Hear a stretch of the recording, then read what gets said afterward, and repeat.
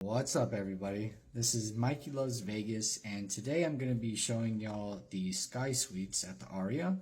Specifically, I'll be doing a room tour of the Sky Suites Penthouse with the strip view. There are different room variations at the penthouse level. Most of it's just a different view, but I think there's also a 2-bedroom option. So what I'll do is I'll give you a little quick room tour, and then I'll tell you about some of the perks of being in the Sky Suites. And then inevitably I'll give you my overall ranking of, how do I put Aria versus all the other hotels on the strip. So let's go take a look. One thing I really like about the Sky Suites is you have your own set of elevators dedicated to the Sky Suite guests, meaning you can get away from all the hustle and bustle, especially on a busy weekend. So to try to keep the video short, the video tour of the room is pretty quick, but you can see here that there's a little mini bathroom, toilet, sink. There's a working desk, which is great for those of you who like to work remote. There's also an Ethernet cable you can plug into. The bar kitchen area is nice. There's an extra fridge there if you want to store anything to, refrigerate.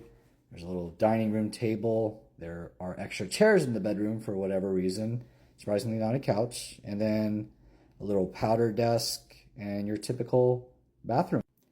Going back downstairs to show you all the lounge that all Sky Suite guests have access to. You can see here that they place some snacks for you. It does change what snacks they have. You have water, sodas, juices, sparkling water as well. And then, of course, you have access to your own coffee or latte machines, which is great for you coffee drinkers. So besides that, there's only a few other perks, if they are perks to you. You do get access to the Sky Pool, which is open. I believe it's year-round, heated, and I don't know the time that the pool itself closes. But other than that, you do have a little private area in terms of getting inside to the Sky Suites. You do have to show your card, but you don't have to scan it. There's also, taxi cab drop-off area that's separate from all the other hotel guests. So what I'm getting at basically is that the Sky Suites never feels too congested. You never have to fight for elevators, never have to fight for a ride. Getting in and out is quick and easy. And you do have a good location within the hotel, being that you're close to some restaurants, the high-limit gambling areas.